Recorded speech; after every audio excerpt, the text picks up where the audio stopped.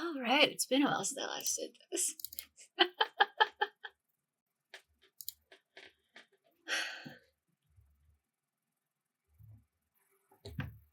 Gotta unstick my mic. So unprofessional. Hello, hello, hello. It's certainly been a bit. Well, that's what Feather Falling 4 is for. Hello everyone. Hi. It is Cloud. It has been freaking forever since I have done anything when it comes to like recording or like building in Minecraft on like live or recorded. So this is rather weird. But as you can see, I've been playing Minecraft a little bit more, and I'm kind of thinking about like just getting back into recording, back into streaming. It just seems like, I don't know, I just been having the urge to create, just been having that creative verb as of late. I've been pulling it into like writing and stuff and drawing, but I don't know, Minecraft just scratches a niche that it just can't be beat, So, what I am going to do is that I am going to do a bit of a world tour.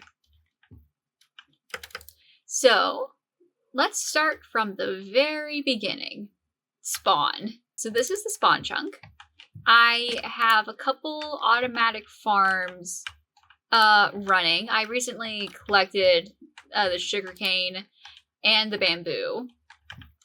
I kidnapped all the villagers from over there. What the? Oh, these are what the... Sorry, I have a new texture pack, and I had no idea this is what the wheat looked like in the texture pack. This is actually kind of funny. I'm gonna plant this. This is hilarious. Kidnapped all the villagers from here. This was the original breeder farm. But the villagers disappeared. So I have no idea how that happened, but it happened. And now we get to my home base.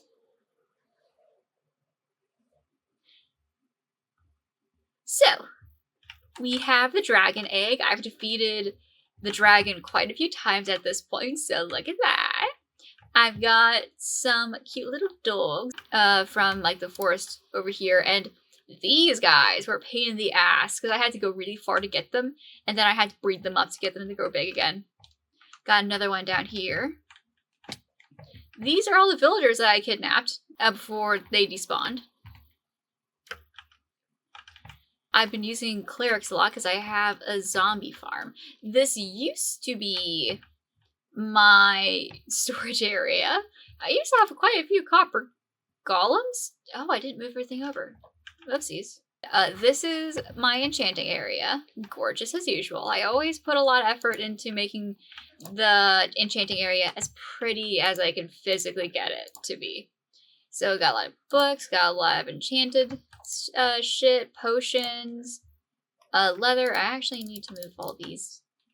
I need to move a lot of those down actually, because I have a spot for them in my new and improved storage room. Or storage base, really. Because it is here. We got some villagers. This guy was cloaked as a librarian a while ago. But yeah, because I got a hoglin farm that I have more that produces more leather than I know what to do with. Why is that there? That's bizarre.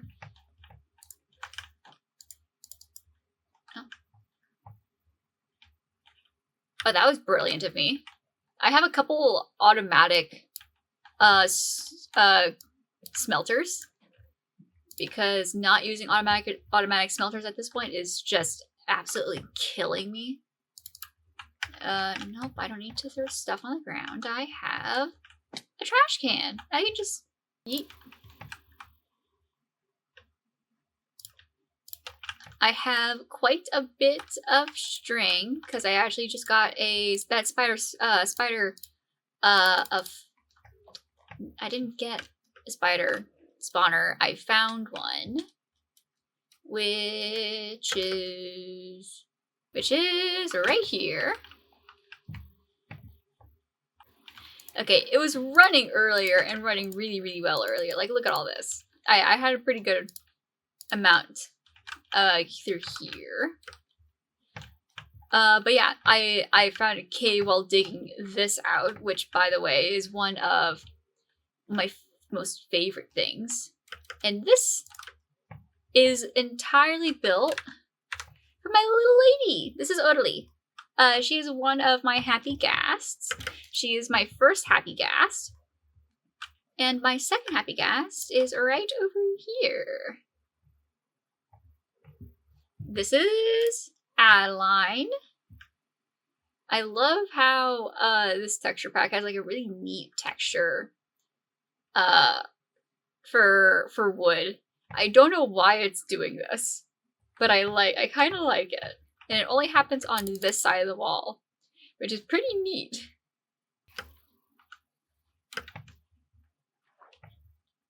This is what the interior looks like.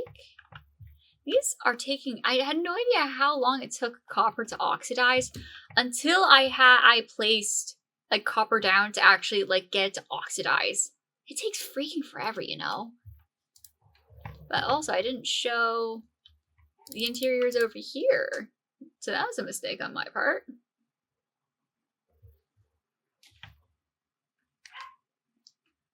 So if you're a usual viewer here, this looks quite a bit like my axolotl tanks. And if you're wondering, yes, that is very much intentional. I have axolotls over there that I'm going to be breeding up when I have time. So that I can just have axolotls here, axolotls over there, and axolotls over here when I finish building this out, that's going to be the main focus. This is I needed a lot of warped stems, so I used this to farm for the warped funguses, and it was pretty damn productive for something I just put together. Got my bee farm, which is basically not a pure copy and paste from the one I had it on the server world that I was on. But it's a bee farm's a bee farm. You can't really you can't really go wrong with that. There was that. I honestly should just leave this in here. Also, if you're wondering about my tool names, no, I have not played Silksong yet. Oh, I very much do want to play Hollow Knight and Silksong. I played Silksong at a friend of mine's house, but I haven't done so. I haven't bought the game myself yet. Also, I love strength because I screwed up on enchanting this, and I only got up to sharpness 4, which is good in most circumstances. But yeah, I kind of screwed up on that because a lot of my tools are actually end city loot that had really good enchants. Oh wow, that was fast. Nah, I'm not gonna bother. Unless one of that creeper comes down like a bomb. 16.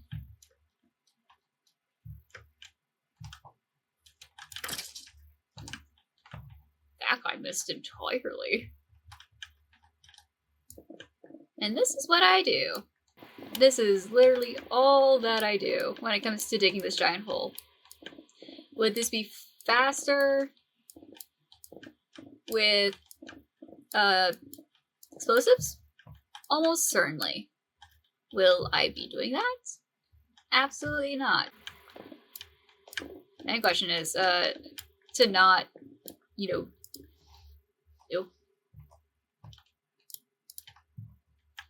screw up like this. Yeah. Considering how much shit intersects here, making sure that I don't screw up too badly on the outline is actually rather challenging. Because, like, look at this. Look at that. That's a major screw up.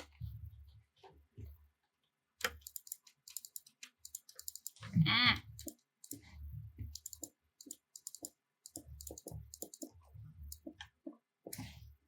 Also, apologies if you can hear my poor PC go burr. It needs to be cleaned out. It's been kind of chugging for a while, so I apologize if you can just hear it. And if it doesn't make for the greatest listening experience for this. Okay, I'm good to just 3, 2. Now shit. Okay, this is why we check. This is why we check. This is an E. This is why we check. This is why we check. This is why we check. This is why we do a check. This is why we check. This is why we do a double check.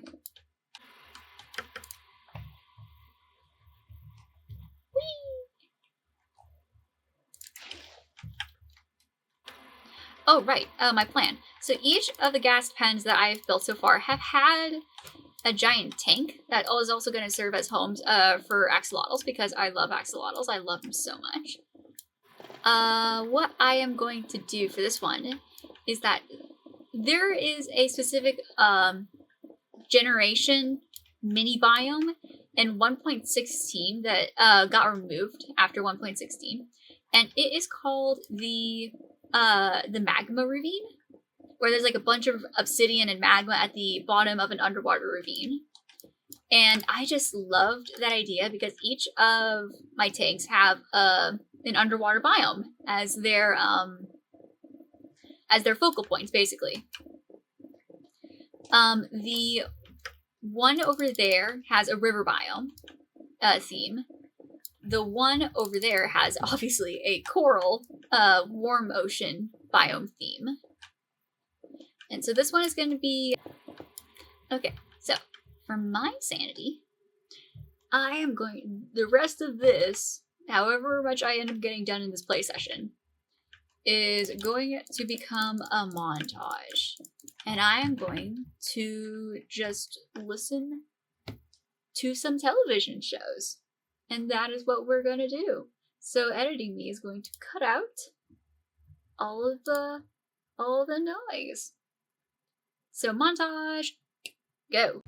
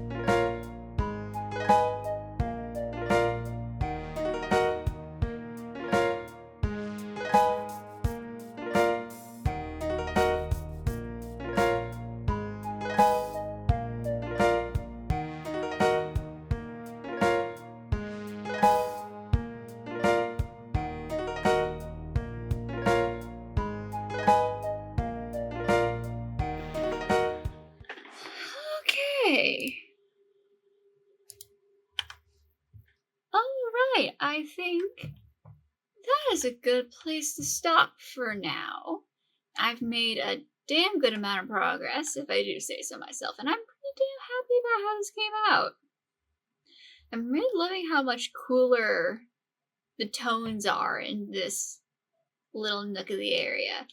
It's also so rare that I actually use candles in my builds, so I'm pretty pleased to see to actually get to use these, especially because they look pretty neat.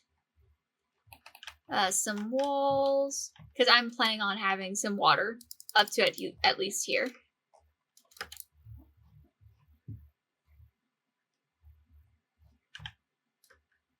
I'll re-up my tools. And yeah. First video back. That was nice, eh? I just wanted to say, y'all, goodbye.